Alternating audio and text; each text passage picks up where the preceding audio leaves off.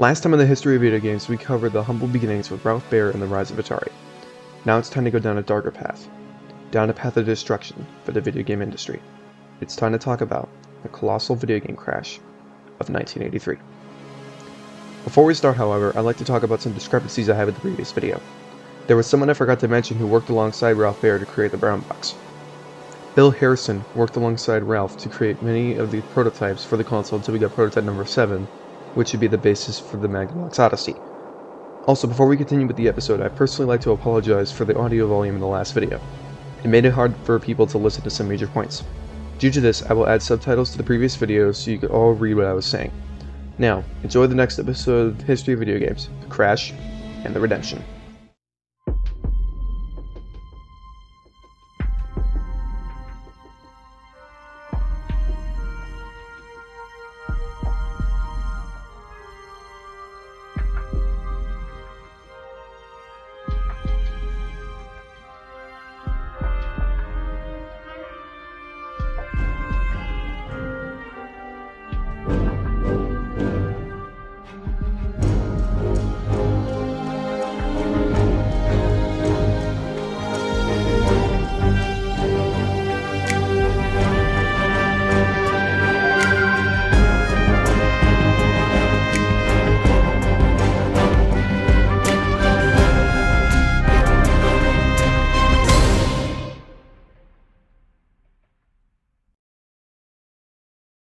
Hello everyone, Werewolf here. In today's episode of the History of Video Games, we're going to talk about the dark times of the video game industry. The American video game crash of 1983. And yes, you heard me right, American video game crash. The UK and Japan were all doing okay with video games in 1983. The reason I decided to make this episode now instead of after the next History of Video Games podcast was because of one thing, the PlayStation 5 reveal. That's right, Sony finally revealed the design for the PlayStation 5. Granted, that was weeks ago, maybe even a month ago, but it's still kind of new. I had the idea to do a speed art before the next episode of History of Video Games. What you saw was the Sim Life speed art. Anyway, let's start walking down this dark tunnel of the video game industry. Now there is a light at the end of this tunnel, but that won't come until 1985. And it all starts, sure enough, with Atari.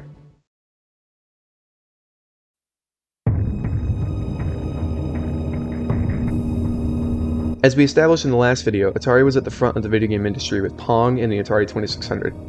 MAGNAVOX was behind them, and one familiar face was behind MAGNAVOX, but they only made stuff in Japan at this time. You may have heard of them if you purchased this. Yes, Nintendo did make games even before the NES. I mean, in Japan, the NES's equivalent, the Famicom, was released in Japan at the time of the crash. Nintendo actually made their own Pong console back in 1977 called the Color TV Game 6, and later the Color TV Game 15. They can only be played on Japanese TVs, and it was Nintendo's first foray into the home video game console market. Actually, let's break off a second to really talk about Nintendo's history up to 1983. In 1889, Nintendo was founded as a Hanafuda card company, who made these Japanese playing cards, and they actually did this to this very day. In fact, it wasn't just Nintendo characters that got put onto cards. In 1959, Nintendo made an agreement with none other than Walt Disney himself to add Disney characters such as Mickey Mouse to a special pack of Japanese playing cards. Going from 1959 to 1969, nice, there were tons of developments at Nintendo, such as toy manufacturing, food delivery, a taxi service, and even a love hotel. Yeah, I'm not exaggerating when I say it. In the 1970s, they made a couple more toys until they reached 1977, when they made the previously mentioned Pong consoles. Now that we got Nintendo's history out of the way, let's move on to the popularity of Pong. The Angry Video Game Nerd has a great video talking about Pong consoles, and he says this when he starts his video. That's why they made a home Pong console, so you can play it at home.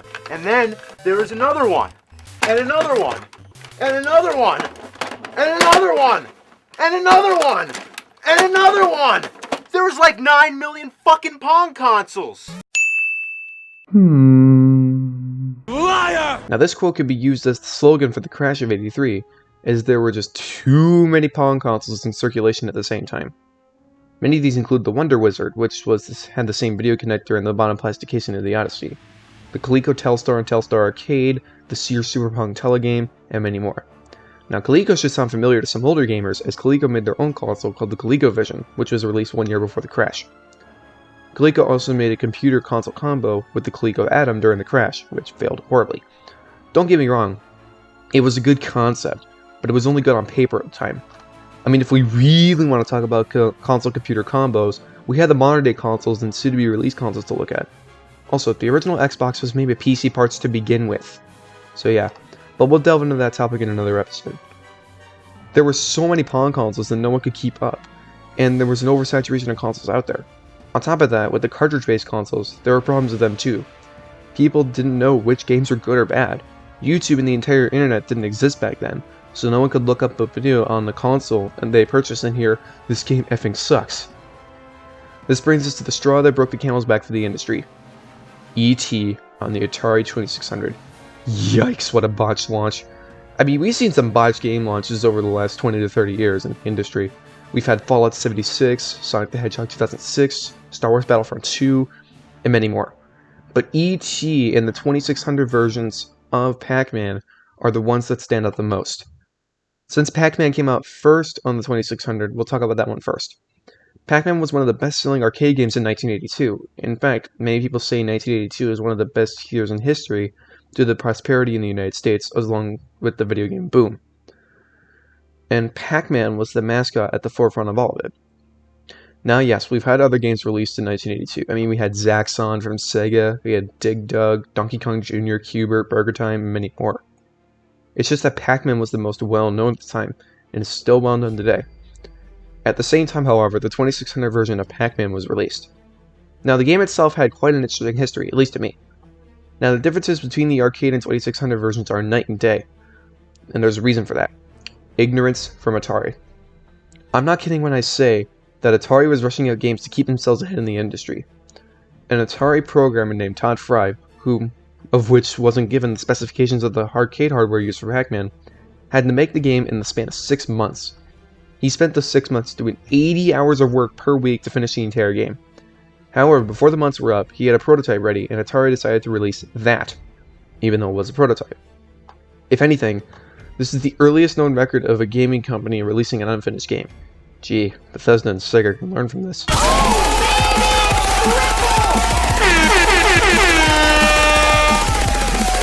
Smoke weed every day. But rants about unfinished games aside, when the game was released, many people were excited, and for good reason. It was the biggest arcade hit at the time, coming home to the console for the first time ever. And it had tons of returns and critical reviews in many publications, including Video Games Player and Creative Computing. Many were calling it Flickerman, quote-unquote, due to the flickering of both Pac-Man and the ghosts, a major criticism from many players at the game's release. Now, Atari will learn from this and never make a bad game again. In some other world that would be the case, but not here. The final nail in the still partial open coffin for Atari was here in 1983, E.T. Everyone was excited when they heard a video game was being made from the highest grossing movie at the time. Hell, my own father even remembers this, as he said everyone was excited. My dad was only 8 at the time, and he knew the hype was huge when E.T. came out. Everyone was thinking, awesome, a game based on the highest grossing movie in 1983, I'll take 20! But unfortunately, the game was awful, due to the point where the game became unplayable in some instances, and the game didn't even come with instructions. Yeah, no instructions on how to play the game. Nowadays, it's easy to figure out how to beat older games on 100% complete them, but back then, there was no other way to figure it out unless you had a magazine subscription or a rich friend who played it for themselves. This actually is the reason that Atari created the infamous Atari landfill of unsold cartridges in 1983, in the New Mexico desert of all places. On top of that, on top of all of this that caused the crash, there was one tiny other reason that gets overshadowed by these two. Many employees leaving Atari and other companies and making their own companies. Now, there actually was one company that came out of this that is still huge to this day. Now, they've had some controversies with supply drops in their games till the newest one, shady microtransaction systems and skill-based matchmaking, but they're still huge. If you aren't a Call of Duty player, you wouldn't know. I'm talking about Activision. Now, we're going to break off a second and talk about some companies that came out of Atari and other companies at the time of the crash.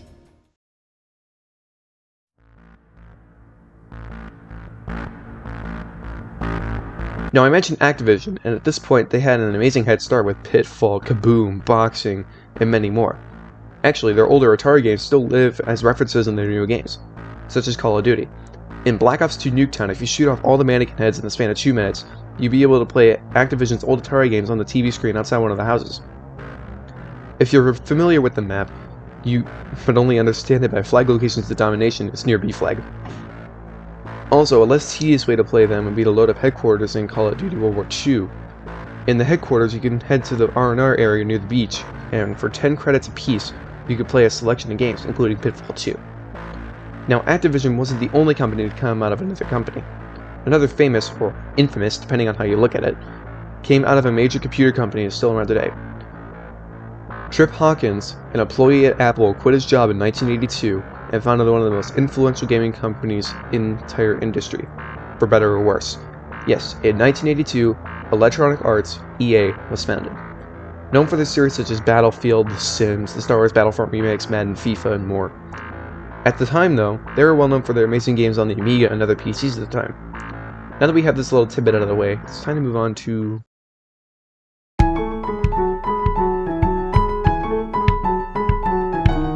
I guess 1984 did kind of end up like 1984. Now in the tech industry, we did see some major advancements, including the creation of the Macintosh. The IBM PC was made the year before and is still thriving, and many games for PCs were being made despite the crash. Well, companies still made some games, including Activision, EA, and Atari. Activision released a total of 14 games in 1984, EA released 12 games, and Atari? They released 25 games in 1984. If that doesn't say that they rushed out games in a single year, I don't know what does. Now, it wouldn't be until 1985, with the release of the Nintendo Entertainment System, that video games would be revived. Now, Nintendo made games way before the NES, as we mentioned before. But between the Famicom and the Color TV Game 6 and 15, they made these. The Game & Watch units that date back to 1980. From 1980 to 1991, Nintendo developed the Game & Watch games to be a little pastime while you're on a train or something. As the name implies, you could also tell the time and set alarms. Now, the Game & Watch would bring something to gaming that we take for granted today in gaming. The D-pad, or directional pad. Developed by Gunpei Yokoi, the same creator of the Game Boy, the D-pad was created for the Game & Watch version of Donkey Kong. Yokoi wanted a way for the player to move all 4 directions and close the unit, as it was one of the units with 2 screens. Think of an early version of the DS. Along with the Game & Watch, the D-pad was also used on the Famicom, the Japanese equivalent of the NES. And finally, the D-pad was also used on the NES and is used all the way up to today. Well, minus the Switch. God, they need to fix that. After the success of the Famicom in Japan, Nintendo finally decided to release it to North America. But there was a problem. The crash was still in effect. So there was no way they could promote it as a video game console without people saying, it's a dying industry, so why bother? Since Nintendo promoted it as a toy, it made it appeal to kids to help the dying industry. As I mentioned in the last video with Rob, the robotic buddy, that's how they made it show as a toy. So after the redesign, to make sure it looks like a toy to the average consumer, Nintendo finally released the Nintendo Entertainment System to North America in 1985. Bundled with one of the most iconic games of all time, Super Mario Bros. At the same time in Japan, Sega released the Sega Master System, with the North American version coming in 1987. Now when it comes to games, the NES had an amazing launch lineup. Known as the Black Box releases, the launch titles to the NES were simple. Excitebike, Golf, Super Mario, Soccer, Tennis, and more. Over time, the covers for the NES would change. Also at this time, the first ever game that would come across the Iron Curtain at the height of the Cold War finally released in North America. Tetris. Released in 1984 in Japan and 1985 in North America, Tetris was one of the first ever games to be released across the world from the Soviet Union. Developed by Alexei Pajitnov for the Electronica 60 computer. There's a great video by the gaming historian on how Tetris came to the US, because it was a huge process that won't take too much for a single video. Now things are back to normal in the gaming world. Many things are going well. But in 1989, a new kid would come on the block, the Sega Genesis. Next time in the history of video games, we'll talk about the mascot wars and the creation of the PlayStation. Stay tuned for the next episode. Thanks for watching this video. If you liked it, give it a like. If you didn't like it, give it a dislike. Come check out our Discord server where we host many events including Floof Talks, podcasts, and starting July 24th, we'll be doing a virtual FurCon. So be sure to be there. I'll be doing 2 panels, one on the history of retro games, and one on the do's and don'ts of game development. Anyway, I'll see you guys next time. Bye! bye.